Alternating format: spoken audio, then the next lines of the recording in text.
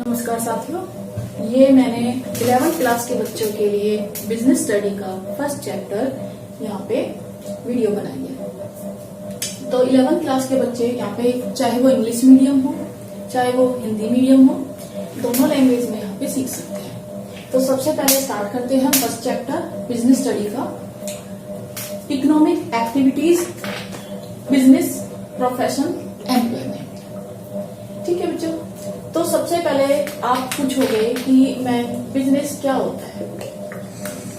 Business के अंदर activity की जाती है जिससे आपको अर्निंग होती है। जब भी कोई आप ऐसी एक्टिविटी करते हो जिससे आप कोई पैसा कमाते हो, चाहे तो वो आप गुड्स प्रोड्यूस करो, यानी कोई भी प्रोडक्ट बनाओ, सामान बनाओ, या फिर आप कोई सर्विसेज प्रोवाइड करो, दोनों ही सिचुएशन बिजनेस के अंदर आती है। ठीक है, तो जब भी कोई काम किया जाए और बदले में पैसा कमाया जाए तो वो सब बिजनेस में इंक्लूड होता है। ठीक है, लेकिन एक बात और ध्यान रखना कि जब भी आप कोई चीज प्रोड्यूस कर रहे हो तो वो सेल्फ कंजप्शन के लिए नहीं है, मतलब आप उसे यूज नहीं कर रहे हो, आपने कोई चीज बनाई है और प्रॉफिट के लिए किसी और को बेच दिया है, तब ये कहलाएगा बिजनेस। ठीक है, तो अब चलते हैं हम ह्यूमन एक्टिविटीज में। ह्यूमन एक्टिविटी आपकी टू टाइप्स की होती है। फर्स्ट आपकी इकोनॉमिक एक्टिविटीज, सेकंड है आपकी non economic activities. Economic activities में आ जाते हैं, इसमें आपकी तीन कैटेगरी है, business, profession, employment. One by one हम इनको समझेंगे। तो सबसे पहले बिजनेस। बिजनेस में मैंने जैसे आपको बताया कि आप कोई भी सामान खरीद रहे हो या बेच रहे हो, ये बिजनेस में ही आएगा, बशर्ते कि आप इसे अपने यूज करने के लिए नहीं खरीद रहे हो, बेच रहे हो, बल्कि इसे आप दूसरे को प्रॉफिट पे बेचने के लिए खरीद रहे हो। उसके बाद इंडस्ट्री, कोई भी इंडस्ट्री कोई भी सामान मैन्युफैक्चर कर रही है, इस सब चीजों को इंडस्ट्री में इंक्लूड किया जाता है। इंश्योरेंस, इंश्योरेंस एक सर्विस है जो अपने कस्टमर्स को दी जाती है ताकि वो रिस्क से बचे रहे।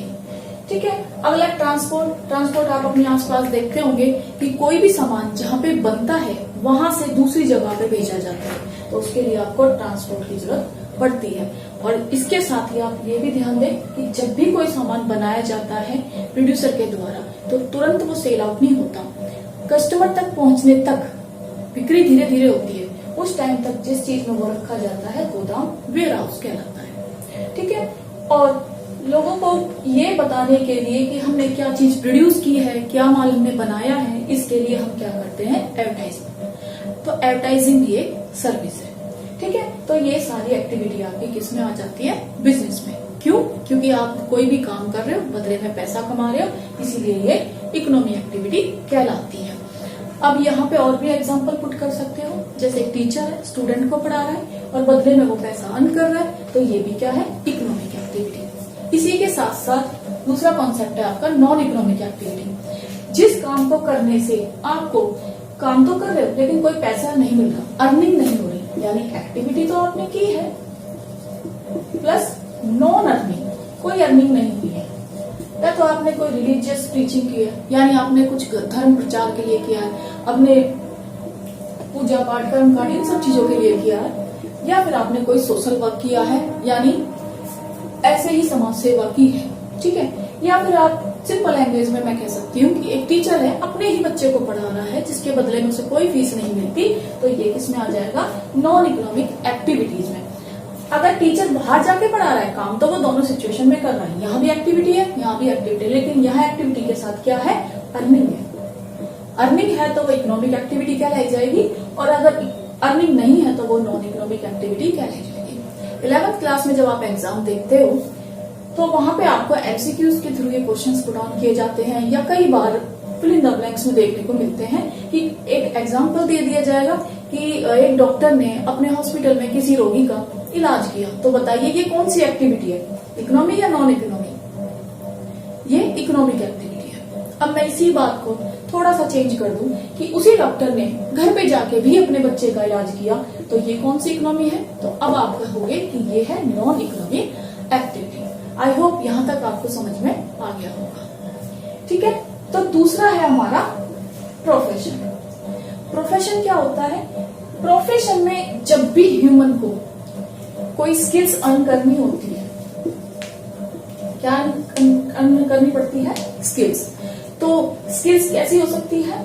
टेक्निकल स्किल्स हो सकती है, कोई कोर्स हो सकता है, कोई प्रोफेशन डिग्री हो सकती है, जैसे कि कोई लॉ कर लिया, ठीक है, वकालत कर ली, या कोई मेडिकल यानी कोई डॉक्टर बन गया, या सीए यानी कोई चार्टर्ड अकाउंटेंट की डिग्री। ये सारी चीजें किसमें आ जाती है? प्रोफेशन में आ जाती है, ठीक है। ये आपको लॉन्ग टाइम के बाद अर्न होता है, क्योंकि एकदम से तो आप किसी भी प्रोफेशन में नहीं आते, ये धीरे धीरे एक्सपीरियंस किया जाता है, आपकी स्किल्स बिल्डअप होती है, उसके बाद आप प्रोफेशन में आते हैं, ठीक है। नेक्स्ट चलते हैं एम्प्लॉयमेंट। इसके लिए आपको ज्यादा स्किल्स की, टेक्निकल लैंग्वेज की या नॉलेज की ज्यादा जरूरत नहीं पड़ती। कहीं भी जब भी आप काम करते हो, बदले में आपको क्या मिलती है? सैलरी मिलती है। तो ये सारा एम्प्लॉयमेंट में आ जाता है। कॉन्ट्रेक्चुअल बेसिस पे हो सकता है, कैजुअल वर्कर्स हो सकता है, कोई भी एम्प्लॉय हो सकता है, जरूरी नहीं है पढ़ा लिखा ही हो। एम्प्लॉयमेंट में सभी वो व्यक्ति आ जाते हैं जो सैलरी के बदले में काम करते हैं, अलग अलग लेवल पे काम करते हैं। मैनेजर है तो थोड़ा वो पढ़ा लिखा हो सकता है, सुपरवाइजर जो लोगों के काम को सुपरवाइज करता है कि काम को ठीक से किया है या नहीं, वर्कर यानी आपके लो लेवल के वर्कर भी इसमें इंक्लूड हो जाते हैं। इन सभी को काम के बदले में सैलरी मिलती है, ठीक है। और यहाँ पे आप बिजनेस में देखते हो तो यहाँ पे मैं बता दूं कि यहाँ पे प्रॉफिट अर्न किया जाता है, यानी काम के बदले में प्रॉफिट मिलता है। लेकिन अभी आप जैसे स्टूडेंट्स हो और आप 11th से 12th क्लास में आओगे और अपनी पुरानी बुक्स को उठा के बेच देते हो और कहते हो कि मैंने 200 रुपए की बुक बेची है जिसमें मुझे 50 रुपए का प्रॉफिट हुआ है, तो क्या ये बिजनेस है? तो नहीं। क्यों नहीं है? क्योंकि इसमें रेगुलरिटी नहीं है। प्रॉफिट अर्न हो लेकिन रेगुलर एक्टिविटी से हो, डेली काम किया जाना हो। ऐसा नहीं है कि साल में एक बार हो गया हो या कभी कभी हो गया। रेगुलरिटी होनी चाहिए, आप किसी एक्टिविटी से जुड़े हुए होने चाहिए, ठीक है। तो ये आपने यहाँ पे बिजनेस एक्टिविटी सीख ली। आगे हम पढ़ते हैं कैरेक्टरिस्टिक्स ऑफ बिजनेस। बिजनेस की क्या क्या विशेषताएं होती हैं, इनके बारे में आप जानेंगे। फर्स्ट है आपकी एन इकोनॉमिक एक्टिविटीज। आप चाहे तो स्क्रीनशॉट ले सकते हैं और अपने नोट्स क्रिएट कर सकते हैं, ठीक है। वन वर्ड से आप इनकी पहचान कर सकते हैं। बुक में आपको 3-4 लाइनें पढ़ने की जरूरत नहीं है, बस माइंड में अच्छे से समझ लें। An economic activity. सेकंड है आपका exchange of goods and service. Third है आपका रेगुलरिटी इन डीलिंग। फोर्थ है प्रॉफिट मोटिव। फिफ्थ है आपका elements of risk and next is creation of utility and next is consumer satisfaction. One by one हम इसको explain करेंगे। And economic activities, इसका purpose क्या है? अर्निंग। मैंने फर्स्ट टाइम ही आपको बताया कि बिजनेस का मतलब ही वही एक्टिविटी करने से है जिनसे हमको क्या हो? अर्निंग। अगर हमें अर्निंग हो रही है, अगर हम कोई गुड्स प्रोड्यूस कर रहे हैं यानी कोई सामान बना रहे हैं, मार्केट ही बना रहे हैं, उसको बेच रहे हैं, ठीक है, तो उससे हमें जो प्रॉफिट हो रहा है, पैसे कमा रहे हैं, तो ये हमारा किसमें आएगा? इकोनॉमिक एक्टिविटी, ठीक है। अगर मैं कहूं मैंने ये सैंपल में बेच दिया या दान में दे दिए, डोनेशन कर दिया, तो ये इकोनॉमिक एक्टिविटी नहीं कहलाएगी, क्योंकि यहाँ पे कोई अर्निंग नहीं हुई है। हमें चैरिटी डोनेशन नहीं देना है। बिजनेस एक्टिविटी वही है जिसमें हमें पर्पस क्या है? हमारा अर्निंग का, ठीक है। नेक्स्ट है आपका exchange of goods and services, ठीक है।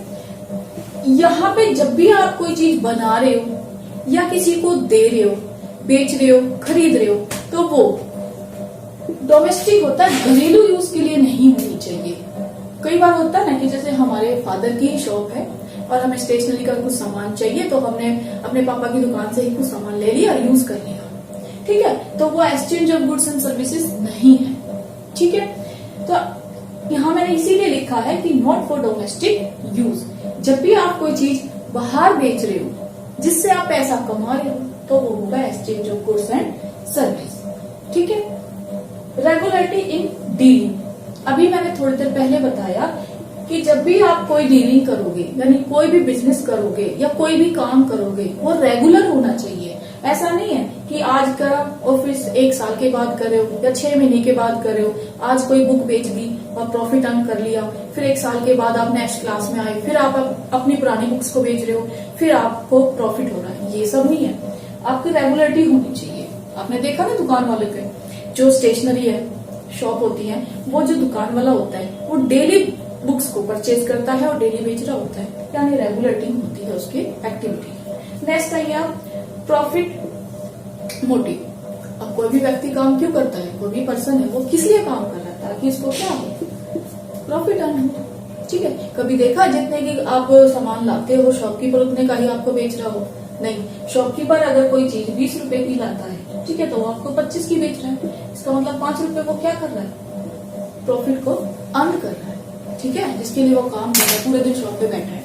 नेक्स्ट है आपका एलिमेंट्स ऑफ रिस्क। रिस्क, अब रिस्क क्या होता है, कई बार आप देखते हो आप ही के जनरेशन के बच्चे, कई बार चीजें आती है मार्केट में और फैशन आउट हो जाता है तो उनके प्राइजेस गिर जाते हैं।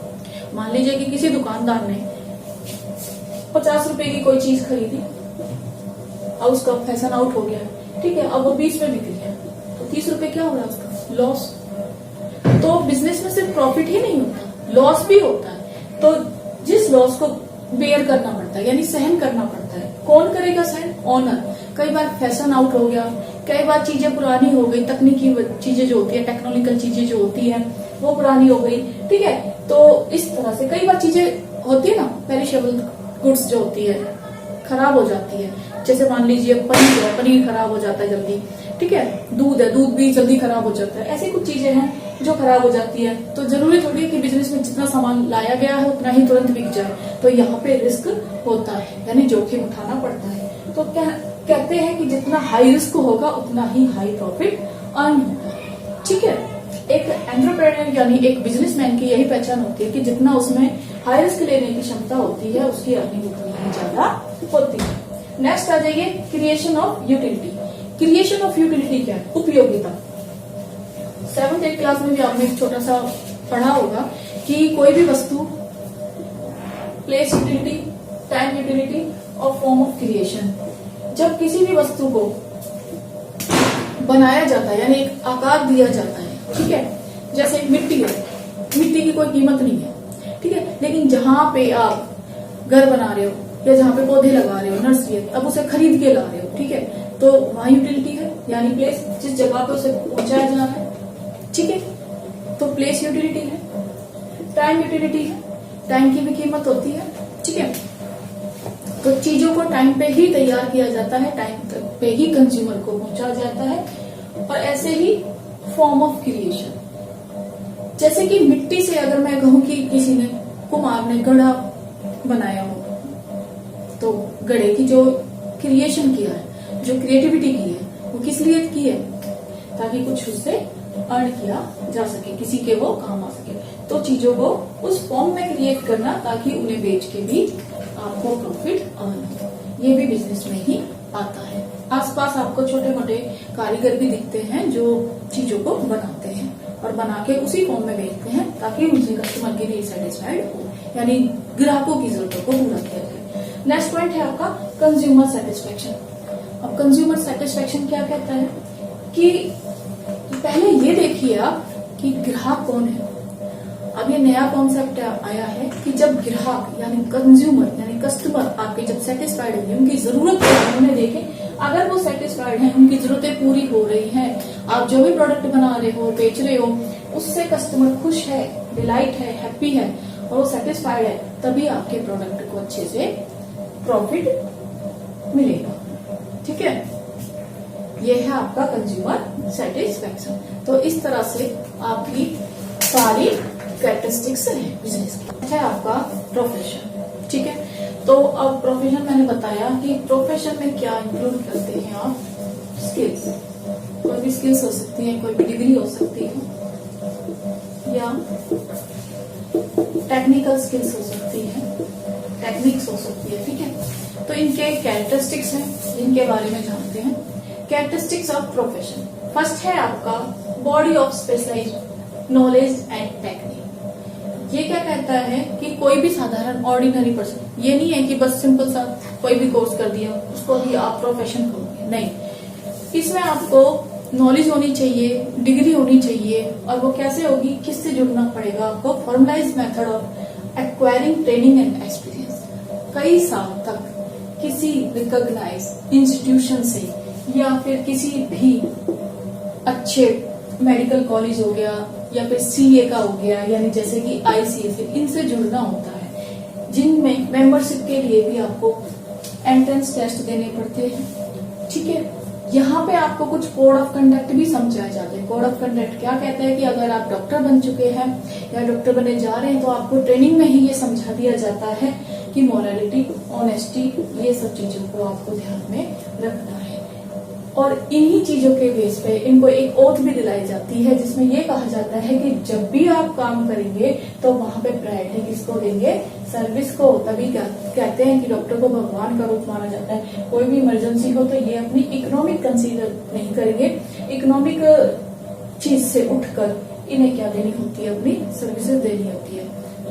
देखा होगा आपने कि एक डॉक्टर आधी रात को भी रेडी होता है ताकि वो कंज्यूमर या कस्टमर को हैंडल कर सके या पेशेंट को हैंडल कर सके। प्रोफेशन के बाद मैं आपको समझाऊंगी एम्प्लॉयमेंट। नेक्स्ट है आपका एम्प्लॉयमेंट। एम्प्लॉयमेंट क्या होता है, जब भी कोई व्यक्ति किसी के यहाँ पे कोई जॉब करता है, बदले में उसे सैलरी मिलती है, तो वो एम्प्लॉयमेंट में आता है। ठीक है, जो उसे काम देता है वो एम्प्लॉयर कहलाता है, जिस व्यक्ति को काम पे रखा गया है वो एम्प्लॉय कहलाता है। ठीक है, तो एम्प्लॉयमेंट की कैरेक्टरिस्टिक्स क्या है।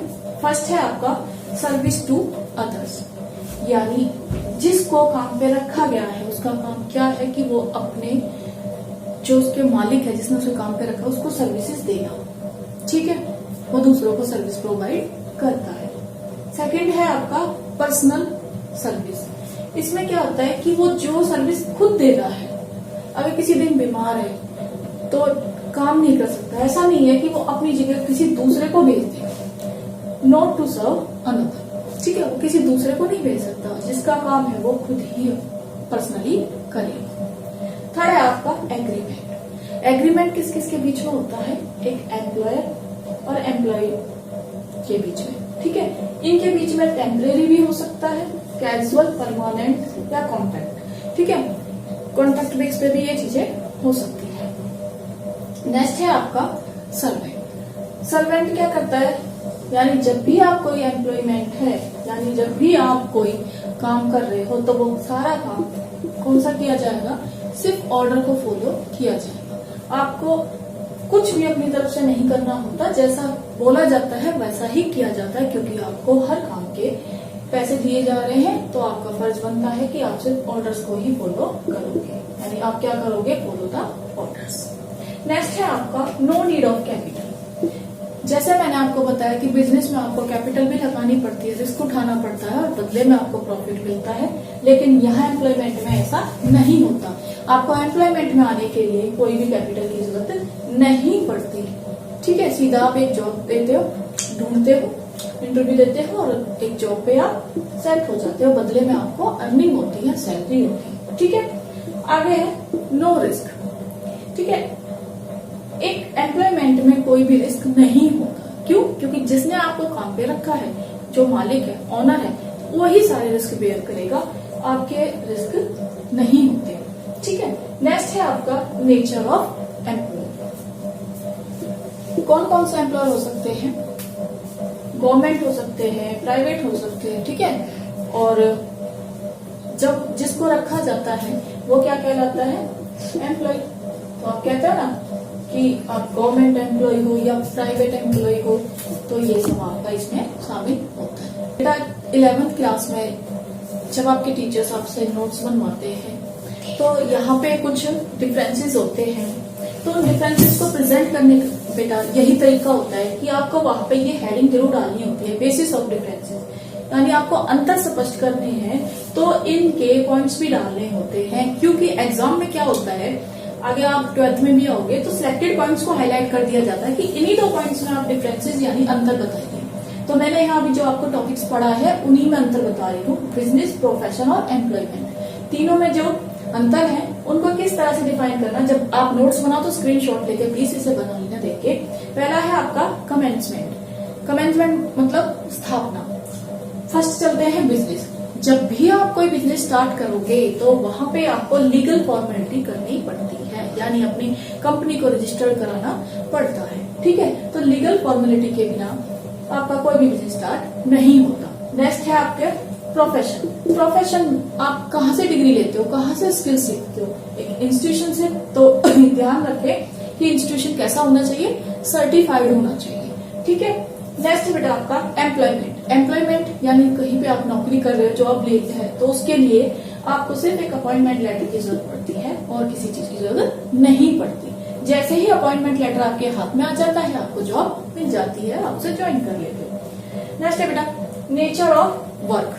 ठीक है, बिजनेस का नेचर क्या है, क्या करते हो आप बिजनेस में? मैंने बताया ना कि प्रोड्यूस करते हो। क्या प्रोडक्शन करते हो? गुड्स।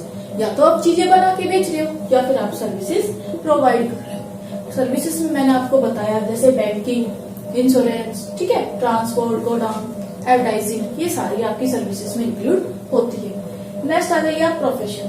प्रोफेशन में क्या? प्रोफेशन में आपको स्पेशलिस्ट होना चाहिए, यानी जो आपने स्किल्स अर्न की है उनमें आपको एक एक्सपर्ट बन के काम करना है। ठीक है, और यहाँ पे जब आप एम्प्लॉयमेंट में आ जाते हो, एक एम्प्लॉय क्या करता है अकॉर्डिंग टू कॉन्ट्रैक्ट। जो कॉन्ट्रैक्ट में लिखा होता है कि आपको 2 साल के लिए रखा जा रहा है या 1 साल के लिए रखा जा रहा है, इस तरह से आपको काम करना है, परमानेंट रखा जा रहा है, तो जो कॉन्ट्रैक्ट है जिसके जरिए आपको जॉब मिली है उन्हीं बातों को ध्यान में रखना होता है।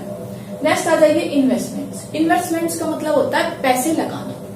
बिजनेस में ऑफ कोर्स कैपिटल लगेगी। कैपिटल यहाँ पे पैसे को ही बोला जाता है। बिजनेस में पैसे लगाने की जरूरत होती है। ठीक है, बिना पैसे लगाए कोई भी बिजनेस स्टार्ट नहीं होता। आगे प्रोफेशन। प्रोफेशन में भी आपको थोड़ा बहुत पैसा तो लगाना पड़ता ही है। मैंने लिखा है लिटिल कैपिटल। ठीक है, आगे एम्प्लॉयमेंट में जब आप कहीं पे जॉब ढूंढने जा रहे हो तो पैसे लगाने की जरूरत नहीं पड़ती, यानी नो नहीं। ठीक है, आप अगर अपने एग्जाम में इस तरह से भी लिखा होगे ना तो वहां भी आपको अच्छे मार्क्स मिल जाएंगे। ठीक है, पॉइंट टू पॉइंट आपको लिखना होता है, यहाँ रट्टे नहीं मारना, बस समझ के आपको यहाँ पे प्रेजेंट करना होता है। लेकिन ध्यान रखना प्रेजेंटेशन इस तरह से हो ताकि मार्क्स ज्यादा मिले। नेक्स्ट है बेटा आपका रिस्क। जो भी कोई बिजनेस करता है उसमें हाई रिस्क होता है। बिजनेस चले ना चले, प्रॉफिट ही नहीं होता, उसमें लॉस भी हो जाता है। ठीक है, तो ये सारा रिस्क इसमें बेयर करना पड़ता है, सहन करना पड़ता है। किसको? ऑनर को, मालिक को, जो बिजनेस को चला रहा है। ठीक है, प्रोफेशन में भी आपका रिस्क होता है लेकिन कम होता है। ठीक है, लेकिन एम्प्लॉयमेंट में आपका कोई भी रिस्क नहीं होता। आपको सिर्फ अपनी नौकरी से मतलब आपको अपना काम करना है, उसमें नहीं है। ठीक है, क्वालिफिकेशन। नेक्स्ट है आपका क्वालिफिकेशन। जब आप कोई बिजनेसमैन बनते हो तो आपने देखा होगा, स्टोरी सुनी होगी, आप यूट्यूब पे भी सुनते रहते हो कि किसी अनपढ़ आदमी ने करोड़ों की फैक्ट्री खड़ी कर दी। तो वहां पे कोई फॉर्मल कुछ अनपढ़ भी होते हैं। ठीक है, जैसे आपने एक 3 इडियट मूवी देखी होगी। ठीक है, रणछोड़ दास के फादर का सीन दिखाया हुआ था कि वो अनपढ़ थे और उन्होंने बिजनेसमैन मतलब बिजनेस खड़ा किया होता, बिजनेसमैन थे वो। तो यहाँ पे ये क्वालिफिकेशन की जरूरत नहीं पड़ती। नेक्स्ट है बेटा आपका क्वालिफाइड। ठीक है, लेकिन प्रोफेशन के लिए क्वालिफाइड होना जरूरी है। कभी आपने देखा कि डॉक्टर के पास कोई डिग्री ना हो, कभी देखा सीए बिना सीए चार्टर्ड अकाउंटेंट के कोई काम कर रहा हो, नहीं। टीचर को भी देखा होगा कि बीएड होते हैं, उसके लिए सीटेट वगैरह, नेट, ये सब जरूरी होते हैं। ठीक है, तो यहाँ पे भी आपको क्वालिफाइड होना जरूरी है। लेकिन एम्प्लॉयमेंट में हर तरह का व्यक्ति आता है, लोग लेबर वर्कर्स भी आते हैं।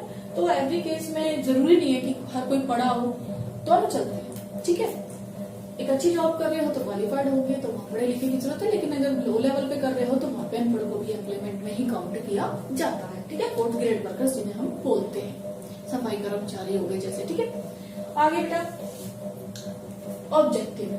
बिजनेस का ऑब्जेक्टिव क्यों है, क्यों आपने इतना पैसा लगाया, क्यों फैक्ट्री खड़ी की है, क्या करना है? प्रॉफिट अर्न करना है। तो आपका मोटिव यहाँ पे क्या है, ऑब्जेक्ट, उद्देश्य क्या है? आपको पैसा कमाना। लेकिन प्रोफेशन में क्या करना होता है, आपको पैसा तो कमाना है, प्रॉफिट भी कमाना, लेकिन किसके जरिए? थ्रू सर्विस, यानी काम के जरिए आपको यहाँ पैसा मिलता है। जैसा आप काम करोगे, जैसे आप सर्विस दोगे, वैसे ही आपको पैसा मिलता है। ठीक है, यहाँ पे आपको सैलरी वेजेस मिलती है। ठीक है, आगे आ जाइए transfer of interest. Transfer of interest का मतलब क्या होता है? देखो, जैसे बिजनेस है, मान लो बिजनेस में जो बिजनेसमैन है आज वो बीमार हो गया, ठीक है, और वो नहीं आ पाया, तो उसका बेटा भी आ जाएगा, वो संभाल लेगा। ठीक है, वो अपने घर से भी किसी को भेज देता, फैमिली मेंबर मिलकर भी बिजनेस को चला सकते हैं, यानी अपने इंटरेस्ट को यानी जो ट्रांसफर कर सकता है बिजनेस में। लेकिन प्रोफेशन में ऐसा थोड़ी है कि आज डॉक्टर बीमार है तो डॉक्टर का बेटा आकर ट्रीटमेंट कर देगा, ऑपरेशन आया हुआ है और डॉक्टर का बेटा आएगा वो कर देगा। नहीं, जिसके पास डिग्री है सिर्फ वही काम कर सकता है, दूसरा बंदा नहीं कर सकता। ठीक है, ऐसे ही एम्प्लॉयमेंट में, जहाँ मैंने ये पहले ही बताया अभी आपको थोड़ी देर पहले कि एम्प्लॉयमेंट में भी अपना काम ट्रांसफर दूसरे को नहीं किया जाता, जिसको जॉब पे रखा वही अपनी सर्विस देगा। ठीक है, ऐसा नहीं है कि आज वो नहीं आया तो उसके घर से कोई आके काम कर देगा, लेकिन बिजनेस में ही चल जाता है। नेक्स्ट है बेटा टेस्ट ऑफ इफिशियंसी। इफिशियंसी आपकी क्या कहती है कि जितना आप काम अच्छे से करोगे, यानी प्रोडक्ट जितने अच्छे से बनाओगे या तो सर्विस अच्छी दोगे तो वहां पे प्रॉफिट अर्न करोगे। ठीक है, यहाँ पे आपके प्रोफेशन में क्या होती है, क्वालिटी, एक्सपर्ट, स्पेशलिस्ट, तो यहाँ पे ये मैटर करता है। ठीक है, लेकिन जब आप एम्प्लॉयमेंट की जॉब जब आप जॉब कर रहे हो तो एक डेडिकेशन चाहिए कि आप अपने काम को अच्छे से कर रहे हैं बस। ठीक है, code of conduct. Code of conduct क्या कहता है, वो सुना होगा, everything is fair in love and war. तो ये सुना है आपने, वो सेम बिजनेस में भी होता है कि आपको कोई जरूरत नहीं होती किसी कंडक्ट को फॉलो करने की, यानी आप थोड़ा बहुत सभी करते हैं बिजनेस में, हेर फेर भी चल जाता है। लेकिन यहाँ पे अगर आप प्रोफेशन में हो, डॉक्टर, तो ऑनेस्टी, मॉरलिटी, ये सब जरूरी है। Code of conduct most important होता है। नेक्स्ट है आपका एम्प्लॉयमेंट। एम्प्लॉयमेंट में आपका जो कॉन्ट्रैक्ट में लिखा हुआ है वही आपको काम करना होता है, और इसमें कोड ऑफ कंडक्ट सिर्फ वही है कि आपको अपना कॉन्ट्रैक्ट फॉलो करना। भाई जब कॉन्ट्रैक्ट तोड़ दिया तो आपकी जॉब गई हाथ से। ठीक है, तो आई होप आपको ये पूरा चैप्टर समझ में आ गया होगा। 1.1 मैंने आपको अच्छे से समझा दिया है। Thank you for watching, bye.